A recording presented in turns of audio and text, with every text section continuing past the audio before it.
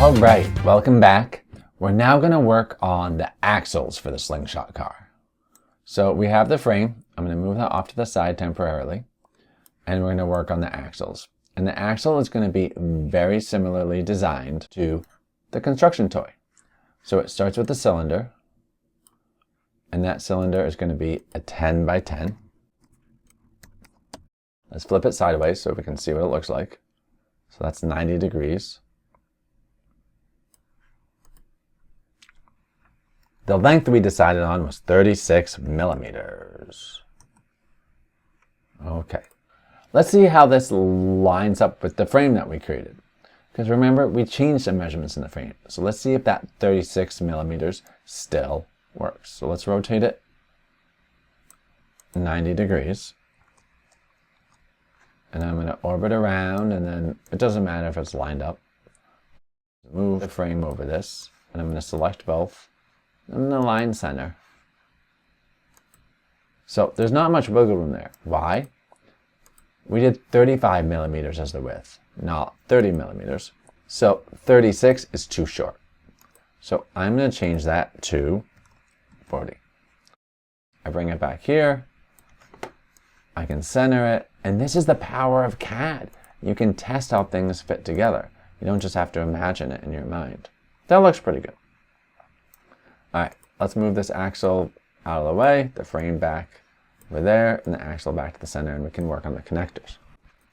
This axle is in the air. I'm going to drop it down to the work plane to make life easier by hitting D. And let's add the connectors. So let's start with a box on this side.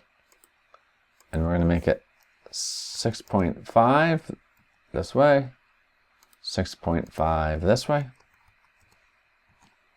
And the depth we chose was 8 millimeters. All right, looks great.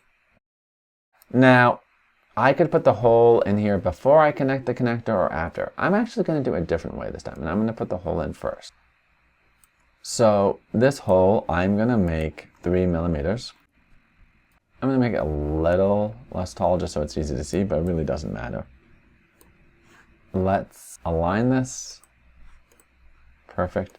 I'm going to use the arrow key to pop out a little bit of a distance there. Eyeball it. That looks pretty good, but I think I want it to be a little sturdier, less flexible. So I'm actually going to change this. So let me make this a little smaller just so I can see the numbers easier. And instead of 3, let's make this 2 millimeters.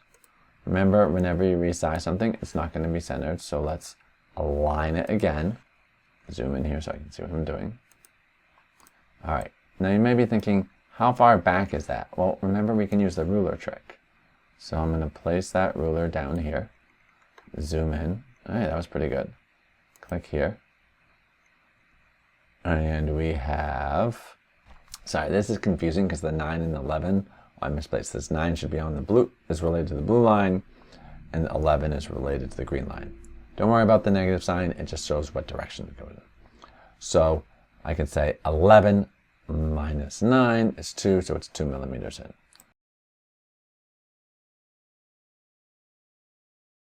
That's pretty good. All right, let's get rid of this ruler. Select over all, group it. Nice. Now let's align these up. Let's click on the axle, hold shift, click on the connector, click align. I'm going to click on the axle so the axle doesn't move. Is it necessary? No. But I like it. Move it that way. And I could line it up here and then zoom in and move it out 8. Make sure this is 0. I'm going to do it a different way actually. So what I'm going to do is move this over here, and I'm going to use the move the work plane trick. I'm just going to select here, click, select the axle, the connector, click align, click on the axle so it doesn't move, align, and line, click on the connector, hit D so it drops down. Now I have it. Looks pretty good. Let's zoom out, orbit around and pan, and let's duplicate this and go to the other side. So duplicate. Looks like it doesn't do anything because it's in the same spot. And let's move it this way.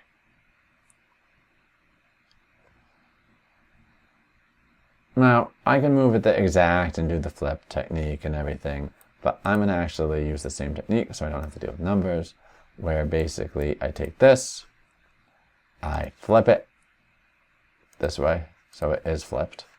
Then I'm going to move the work plane, click on this side, select the connector, then hit D to drop it down, and let's make sure it's aligned. So then I'm going to click on the axle, hold Shift, click on the connector, click the Align tool, and click on the axle. It's important this time so it doesn't move. Center and center. To move the work plane back down to normal. Let's group it. Now let's see what it looks like in the frame. So I'm moving the frame back here, just roughly. Looks pretty good. I can move it up a little bit to eyeball it. I'm not exactly placing it where it's supposed to be right now. I'm just eyeballing it roughly. Now I'm using the arrow keys to move it into rough position to see how it looks. That looks pretty good. All right, the next step we're going to do is we're going to design the wheels. And there are two things we have to worry about with the wheels. How it connects to the axle with the connector, and will it be large enough to actually roll?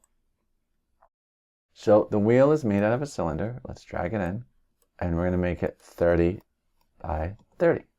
In terms of the thickness, as I talked about in the sketch, the max thickness was going to be 8 millimeters. So let's start out with 6 millimeters. It'll take a little less time to print and see how it looks. All right, now we got to make the slot. I'm going to bring in this hole. Let's size it. We said 7 millimeters by 7 millimeters. And let's align it. Select both objects, click Align. We've done this a lot. Center, center. The height doesn't matter. And let's group. All right, we got our wheel. But one of the great things in CAD is we can see how it fits before we actually print it. So I'm going to assemble it. And I'm going to click on it. And I'm going to rotate this 90 degrees. Drag it over here, and you orbit around a little bit.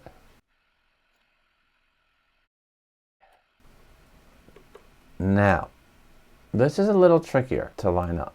So let's use the Align tool for our advantage. Select the axle, hold Shift, select the wheel, and then click on the Align tool. And then click on the axle so the axle doesn't move, and align center that way, and align center that way.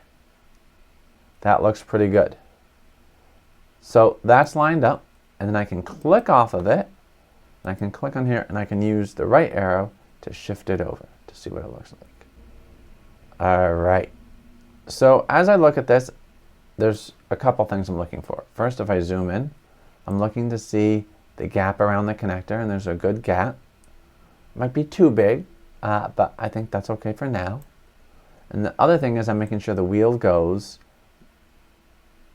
down below the frame, and it does. There isn't much clearance on this frame, but enough clearance for starters. I need to also check how the wheels work together. So what I'm going to do is I'm going to select the axle and select the wheel. I'm going to temporarily group them, because remember, you can always ungroup. I'm going to duplicate it, and I'm going to use the left arrow to shift it over to line up the axle with the other hole. I'm going to orbit around so I get a good angle. It's roughly there. All right. The wheels don't hit.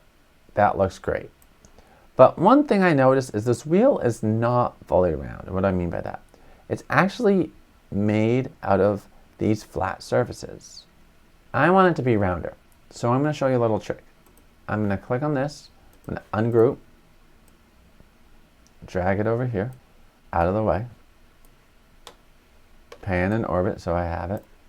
I'm going to click D so it's back on the work plane.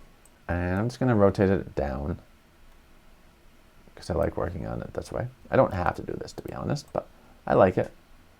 Click on here, and I'm going to ungroup again, and I'm going to click on this cylinder. And you see this slider here that says sides? This controls the number of sides of this cylinder, and right now it's only 20, which gives you those flat surfaces. The more sides you make, the smoother it will be. So I'm going to max it out to 64 and regroup it. And now I have my wheel. So I'm going to ungroup this one, select off of it, select just on the wheel, and hit delete. So I have my wheel, and if I need more of them, I just duplicate, because I need 4 of them. Duplicate, duplicate. So now that I've designed my wheel, I have basically all the parts for my Slingshot car except the launcher. Next, we will work on designing that launcher.